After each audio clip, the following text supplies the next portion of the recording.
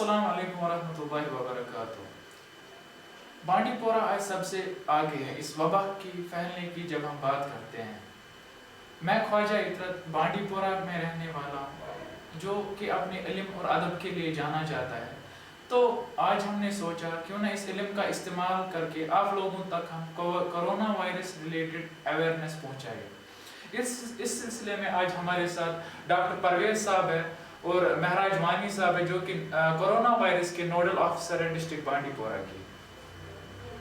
तो सबसे पहले मैं डॉक्टर परवेज साहब आपसे सवाल पूछना चाहता हूँ, जो सबसे ज़्यादा ज़रूरी है डर लोगों में एक कि अगर किसी को ज़ुकाम है तो शायद कोरोना वायरस है।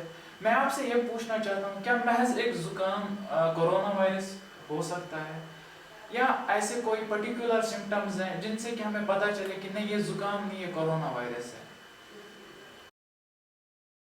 आपसे ये कहूँगा कि अगर आप डरेंगे किसी भी सूरत में तो आपकी परेशानी जो है वो बढ़ सकती है। डरना तो बिल्कुल नहीं है। मैं एक मिसाल देता हूँ आपको।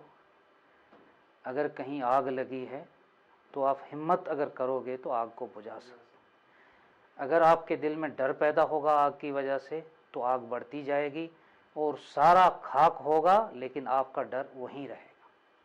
इसलिए पहली चीज़ है कि आप डरे मत। डरना बिल्कुल नहीं है। अब क्यों नहीं डरना है? डरना इसलिए नहीं है क्योंकि ये जो इस वक्त कोविड-19 का एपिडेमिक चल रहा है, इसमें कुछ बातें खुश आइंदा भी हैं और इस पेंडेमिक में कुछ परेशानियां भी हैं। जो खुश आइंदा बातें हमारे लिए हैं, क्योंकि जितने भी मरीज़ आज तक इस बीमारी में मुब्तला हैं, अगर हम अपनी स्टेट की बात करें, जितने भी हमारे मरीज़ हैं कोविड पॉजिटिव, उनको अगर हम देखें तो लगता है कि हमसे ज़्यादा हेल्दी हैं, परफेक्ट हेल्दी हैं, एसिम्प्टोमेटिक हैं, उनको कोई अलामत नहीं है। तो वो एक बहुत अच्छी चीज़ है। और इस बीमारी से जो मरने वालों की तादाद भी है, जो परसेंटेज है, वो भी काफ़ी कम है, जो कि एक आम इंसान ये इन्फर कर सकता है कि इससे ज़्यादा डरने की ज़रूरत नहीं है। बीमारी से नहीं डरना है, लेकिन उन चीज़ों से डरना ज़रूर है जिन चीज़ों से ये बीमारी फैल सकती है। मसलन अगर आप जो भी गवर्नमेंट की तरफ से आपको एडवाइजरी दी गई है उस पे आप नहीं उतरोगे, उसका पालन नहीं करोगे, तो आपका जो डर है वो यकीन में पैदा हो जाए, उसमें मतलब तब्दील हो जाएगा।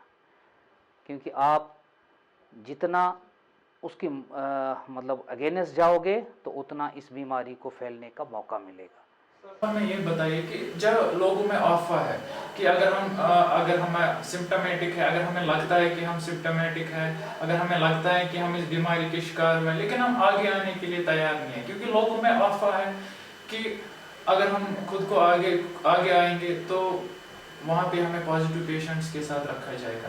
क्या आप हमें बता सकते हैं कि जब एक पेशेंट हॉस्पिटल में एंटर करता है तो उसके बाद क्या प्रोसेस चलता है हॉस्पिटल में? हम जब कोरोना या कोविड-19 की सिम्टम्स की बात करते हैं तो तकरीबन जो सिम्टम्स आम ज़ुकाम या आम हम कहते हैं कि इन्फ्लुएंज़ा, सीजनल इन्फ्लुएंज़ा जिसे कहते हैं, उसके सिम्टम्स और इसके सिम्टम्स काफ़ी हद तक मिलते हैं। लेकिन जो माहिरीन ने तशख़ीस की है, 3 चीज़ों का ख्याल इस बीमारी में रखना है। नंबर 1 खांसी, नंबर 2 बुखार, और तीसरा है कि अगर शॉर्टनेस ऑफ ब्रेथ हो, यानी कि आपको सांस लेने में तकलीफ़ हो जाए। ये 3 चीज़ें अगर कहीं पे भी होती हैं तो आप ये नहीं कह सकते ये कोविड है, लेकिन ये कोविड हो सकता है, लेकिन ये कोविड हो सकता है। और सबसे इम्पॉर्टेंट जो क्लिनिकली आपको ये एक क्लू देगा, वैसे सीजनल इन्फ्लुएंजा में भी वो होता है कि ये हाईली इन्फेक्शियस है, यानी कि जल्द फैलता है। आपने देखा होगा कि अगर घर में एक को होता है तो सारे घर की जब स्क्रीनिंग होती है सारे ठीक होते हैं, स्क्रीनिंग जब होती है तो कोविड पॉजिटिव होते हैं, यानी हाईली इन्फेक्शियस है। और हाईली इन्फेक्शियस जो होता है उन्हीं बीमारियों का पेंडेमिक और एपिडेमिक ज़्यादा होता है, क्योंकि वो तेज़ी से फैलती हैं। तो आम ज़ुकाम कोविड हो सकता है, लेकिन कोविड की अलग अलामात भी हैं जो हमको ज़रूरी देखनी है, और कोविड में हमें दो चीज़ों का ख्याल रखना है। एक तो ट्रैवल हिस्ट्री और हिस्ट्री ऑफ कॉन्टैक्ट, क्योंकि जो भी इंडिया में पहले केसेस आए वो सारे ट्रैवल रिलेटेड थे, और ट्रैवल हिस्ट्री इंपॉर्टेंट है। और कॉन्टैक्ट, अगर किसी कोविड पॉजिटिव या कोविड सस्पेक्ट के साथ आपका कॉन्टैक्ट रहा है और आपको फिर सिम्टम्स आ जाते हैं, चाहे वो आपको लगे कि सीजनल इन्फ्लुएंजा ही है, आम जुकाम ही है, लेकिन उसमें आपको कोई भी कोताही नहीं बरतनी है। और अब बेहतर है कि आफ्टर डॉक्टर साहब के साथ या ILI क्लिनिक जो होता है वहाँ तशखीस कर सकते हैं, और अगर उसको लगेगा तो आपका कोविड टेस्ट हो सकता है, जिसमें अगर नेगेटिव आता है तो परेशानी नहीं है, पॉजिटिव आता है तो उसका एक इलाज अलग है। हम उसको कभी भी एसिम्टोमेटिक के साथ नहीं मिलाएंगे, हम उसको वहीं सेपरेट करते हैं, उसको वहीं रखते हैं, हम गाड़ी उसको वहीं भेजते हैं, गाड़ी में बंद करते हैं और उसको अपनी जगह आइसोलेशन में पहुंचा देते हैं। अब है नॉर्मल, अगर कोई कोविड नहीं है, अगर कहीं पे कांटेक्ट है तो उसके सिम्टम्स नहीं है, हम उसके लिए भी ये करते हैं कि एडमिनिस्ट्रेटिव क्वारंटीन करते हैं, उसका सिम्टम नहीं है। लेकिन हो सकता है, क्या देखा गया है कोविड-19 में कि एसिम्टोमेटिक पेशेंट्स जो हैं जिनका लगता है कुछ नहीं है, लेकिन वो वायरल शेडिंग होती है, यानी कि वो दूसरों को इन्फेक्ट किए जा रहे हैं और हम उनको पहचान नहीं सकते हैं। और सबसे इंपॉर्टेंट उनका होता है आइसोलेशन, हम उनको ऐसे नहीं छोड़, हमारा ट्रायज होता है, एक है बंदा जिसका कोई सिम्टम नहीं है, सिर्फ कांटेक्ट है, और उसको कंटेन हम करते हैं, चाहे आइसोलेट करेंगे या उसको होम एडमिनिस्ट्रेटिव क्वारंटाइन में डालेंगे। दूसरा है अगर सिम्टोमेटिक है, हिस्ट्री ऑफ ट्रैवल है, हिस्ट्री ऑफ कांटेक्ट है, उसको हम सीधे आइसोलेशन में ले जाते हैं, और आइसोलेशन में जब उसका टेस्ट होता है तो उसके बाद हम कोविड डेडिकेटेड सेंटर में ले जाते हैं जहां पॉजिटिव को रखा जाता है, और अगर नेगेटिव आता है तो हम फिर भी उसको क्वारंटाइन में रखते हैं, और हो सकता है कोई दूसरा टेस्ट भी उसको 1 हफ्ते या 10 दिन के बाद करना पड़े तो हम करते हैं। और उसके बाद जैसे में बाहर होता है कि कोई इमरजेंसी होती है या कोई ज़रूरियात ज़िंदगी खरीदने के लिए बाहर आता है, इस सूरत हाल में क्या एहतियात बरतना चाहिए लोगों को कि अगर कि अगर आगे वाला जिससे कि आपका इंटरेक्शन हो वो खुदा ना खास्ता इस बीमारी का शिकार हो?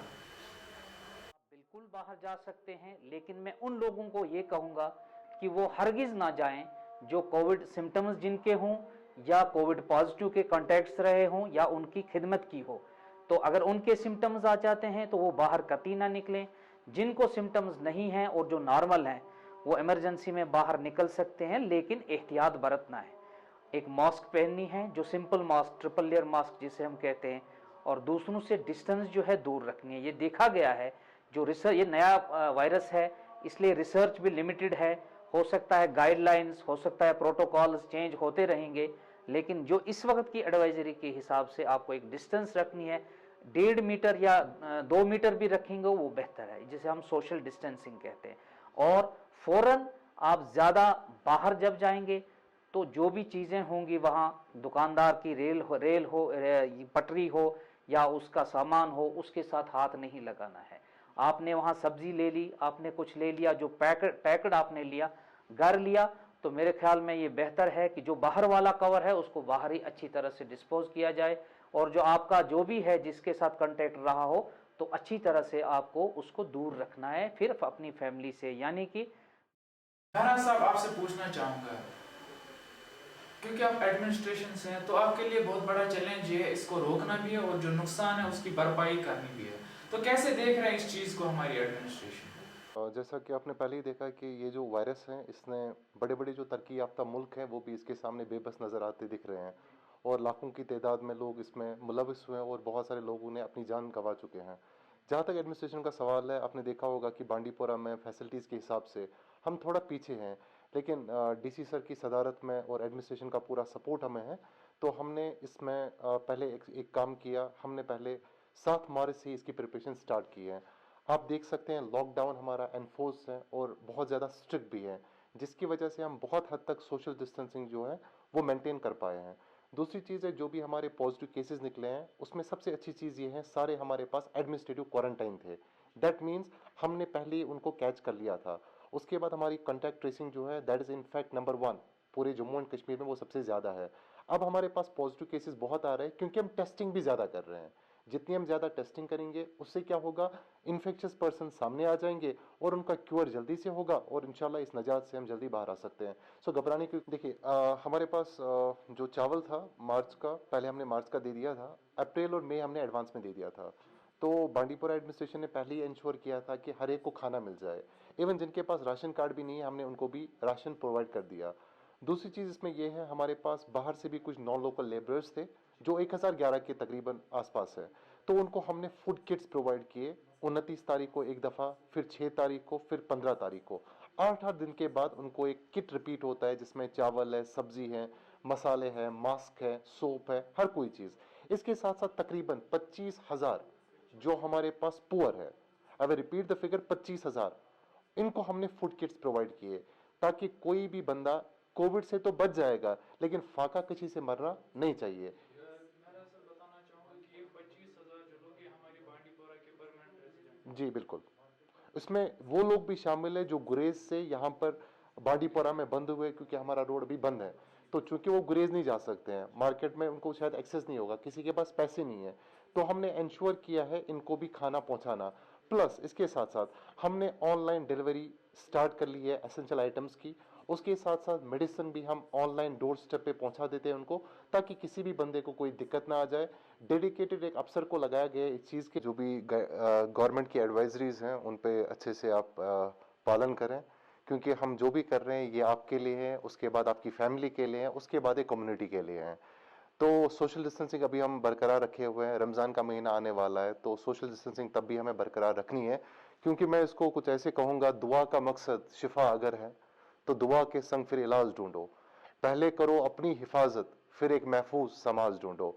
तो आपको अवामी तहफ़्फ़ुज़ का एक सफारतकार बनना है, ताकि आप पहले खुद को, उसके बाद फैमिली को, उसके बाद कम्युनिटी को अब बचा पाओगे। इंशाल्लाह एडमिनिस्ट्रेशन पूरी तरह से चाकू चौबंद है, एडमिनिस्ट्रेशन जॉब पर है। हमें इंश्योर करेंगे कि खुदा के फजल से कोई भी बंदा जो है उसको कोई परेशानी नहीं होगी। और एडमिनिस्ट्रेशन लेवल पे हमारे कंट्रोल रूम्स हैं, अगर आपको कहीं पे भी कोई दिक्कत है आप कभी भी हमारे पास आ सकते हैं। हमारी टीम्स आपके घर घर जाती है, उनके साथ कोऑपरेट करें। हमने मास्क बांटे हैं पूरे बांडीपोरा जिले के लिए, इसमें से 1.5 लाख मास्क अभी तक हमने बांटे हैं। तो मास्क का इस्तेमाल करें, वो कॉटन की मास्क हैं, उनको धोने के बाद आप फिर से यूज कर सकते हैं। उसके बाद अगर कहीं पे मास्क के ट्रिपल लेयर, उसका भी डिस्पोजल अच्छे से करें। ऐसा ना हो जाए कि हम अपनी सफाई तो कर रहे हैं लेकिन हम अपने एनवायरनमेंट को खराब कर रहे हैं। तो एनवायरनमेंट का भी तहफ़्फ़ुज़ करना है। उसके बाद जब एनवायरनमेंट ठीक होगा हम भी ठीक होंगे। Thank you so much.